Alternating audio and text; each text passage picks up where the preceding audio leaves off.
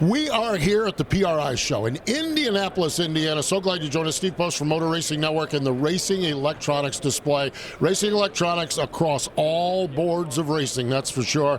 Right now we're going to talk some super late model racing here in the upper Midwest. Noah Eisenhower joins us, also a finalist in the Kulwicki driver development program. So Noah, good to see you, man. How are you?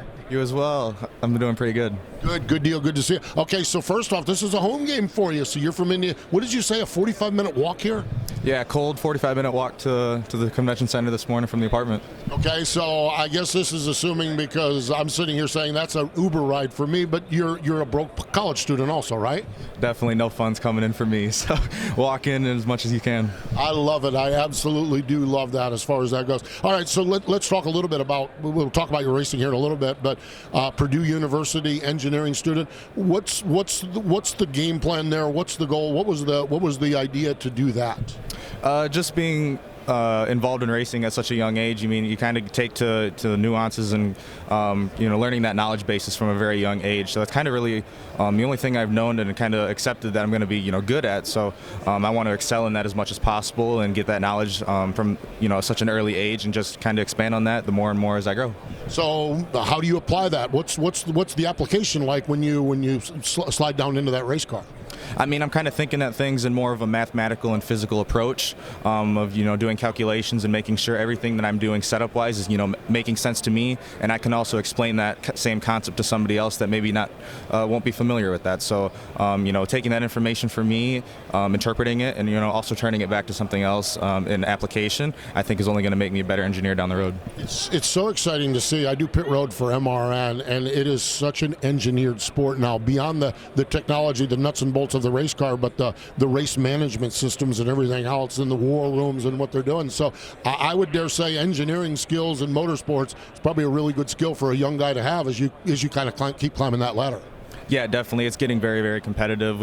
Even finding internships and everything for myself for next year and years to come as I close out college years is super competitive with what you know, who you know, what experience that you can bring to the table of, experience that you might not have or some experience that you have gathered as doing, coursework, club work, anything that you can in college to get stuff down on your resume. Really exciting to have that background, but your real heart and soul is driving a race car. So where did that passion come from, being a young race car driver? How'd you get involved in the driving side of it?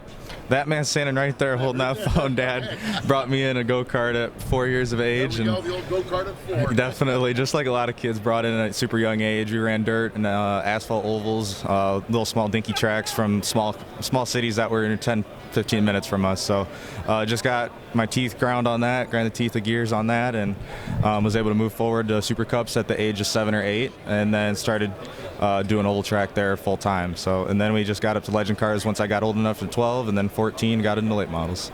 Late models, super late models. How's it going? How is the super late model program going for you?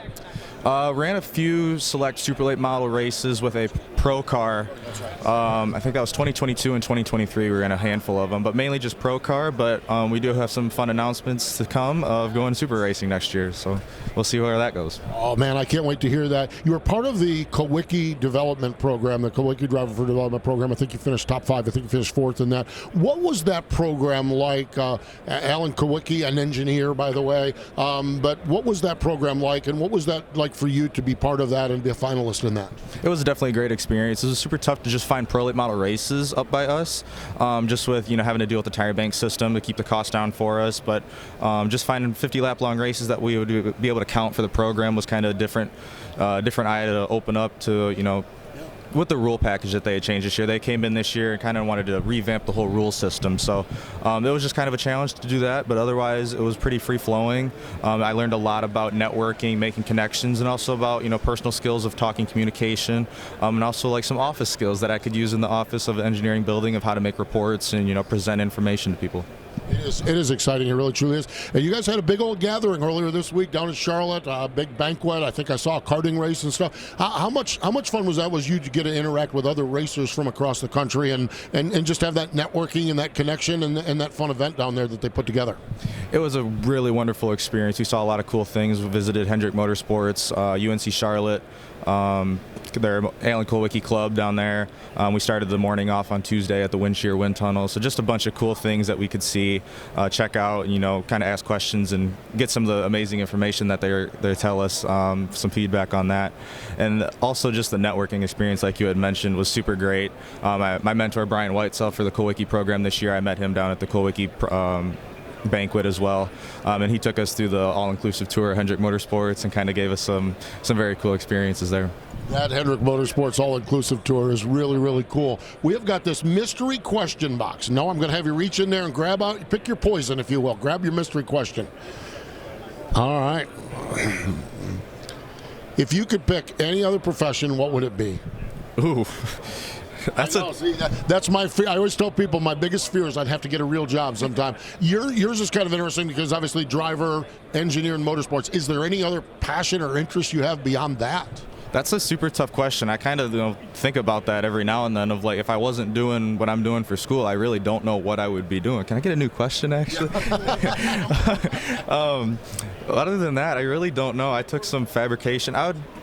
Actually, now that I'm saying that out loud, I would have to maybe do like CNC stuff. Me and my friend here, standing right here, we took some CNC drafting classes and some welding and fabrication classes at the community college while we were still in high school together. So maybe TIG welding or CNC machining would be kind of something along the lines of something, I guess, different from engineering, I guess you could say. So that's kind of the answer I'd have to go towards.